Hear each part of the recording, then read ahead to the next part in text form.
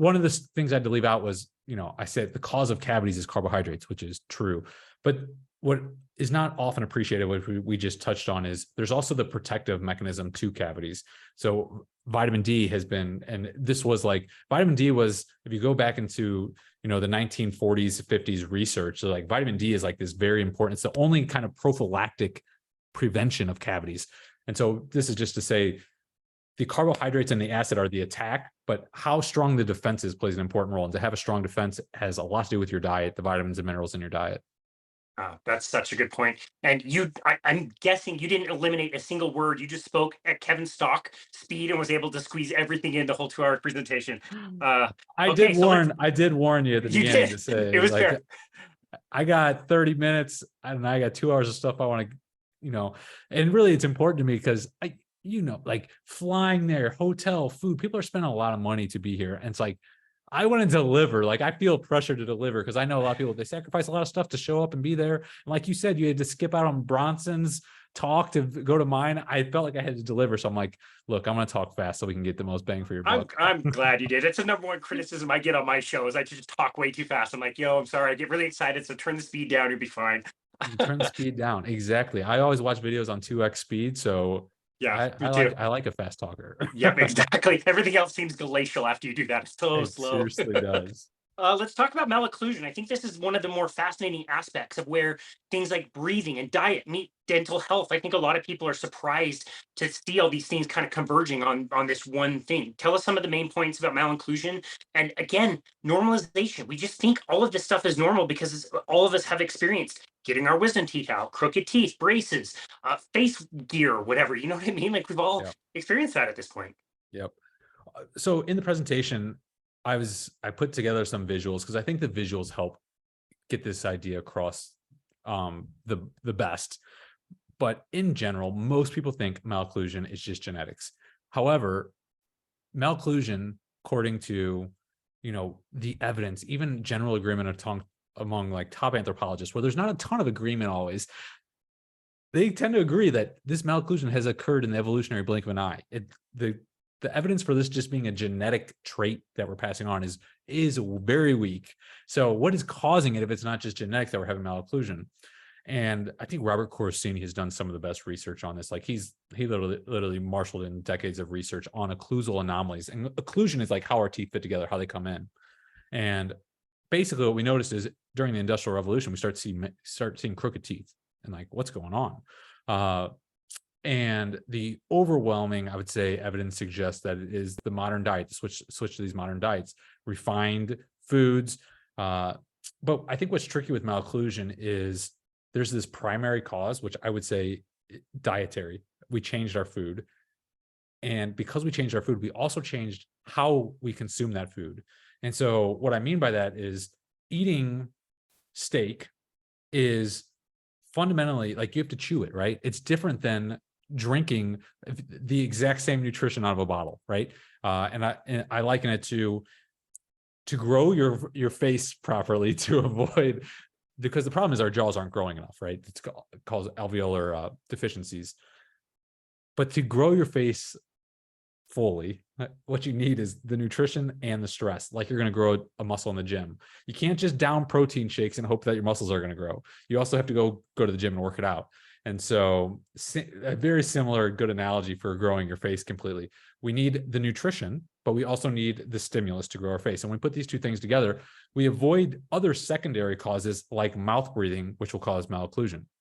So we can go through some examples that I talked about in the presentation, one being Binder's syndrome, which in the 1970s, mothers taking warfarin, and warfarin is an anticoagulant. And the way warfarin works is it inhibits vitamin K recycling. So it essentially gives you a vitamin K deficiency. And vitamin K is known as a coagulation vitamin. That's why the K with the coagulation is actually it's in another language, but that's what vitamin K came from, is known as a coagulation. So if you have a vitamin K deficiency, it will prevent you from coagulating and getting a thrombus and having a stroke or whatever.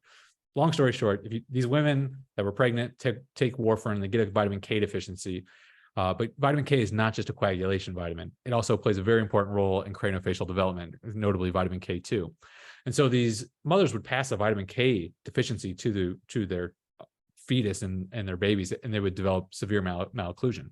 So that right there just shows you, like, nutrition plays a role without question. Like, is our face going to grow to its full genetic potential or not? So that's an example from the nutrition side. On the examples from like the stress side, the stimulus side, is we did talk about breastfeeding. Breastfeeding is very important. One, from the nutrition side, formulas even to this day are, I mean, a lot of these formulas, you look at the ingredients, it's almost like junk food. Like, so breast milk is, and I feel like this is not, it should not even be controversial whatsoever, is like, we're mammals, like our infants are meant to eat breast milk. Like, that is that is very, like, that's, no one's really arguing that, I don't think, right? So that is the ideal nutrition. But also, breastfeeding stimulates the oral facial muscles differently than bottle feeding even. And so very important role in developing the face. So that's appropriate suckling, which is important. And the third thing is chewing. And chewing on a piece of steak, very different than slurping baby food off a spoon. And chewing has a number of actually important roles. One is it works these muscles. It's going to help grow your face. Like, and number of studies show food consistency impacts occlusion and how your teeth and face develops. Both human and animal studies show this. But after chewing, not only are you chewing and working these muscles, you are also having a proper swallow after you chew. So swallowing a piece of meat, also different, totally different swallowing mechanism than swallowing Red Bull or swallowing baby food mush off a spoon. Different swallowing mechanisms. So when you do a proper adult swallow, the tongue goes to the palate. You can just do it. You feel the tongue go to the palate. It does like this wave motion. And every time it does that, which is 600 times a day with a proper adult swallow, it provides 2 pounds of force. So two pounds of force against the palate 600 times a day. And that provides support to the palate. It broadens the palate. And the tongue's role on the palate is where it should be resting. The tip of the tongue should be resting on the rugae, which is, if you go like behind your 2 front teeth, there's like these little bumpy areas. The tip of the tongue should always be resting there, and the mouth should be closed.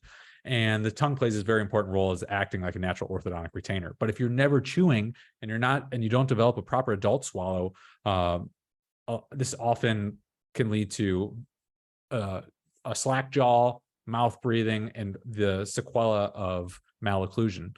And I think there's the really interesting experiments are Dr. Eagle Harvold he did these experiments in the 80s, and he plugged monkeys' noses with some silicone just to force them to mouth breathe. And like, these monkeys, normally their mouth is shut, they breathe through their nose, and they develop normal occlusion.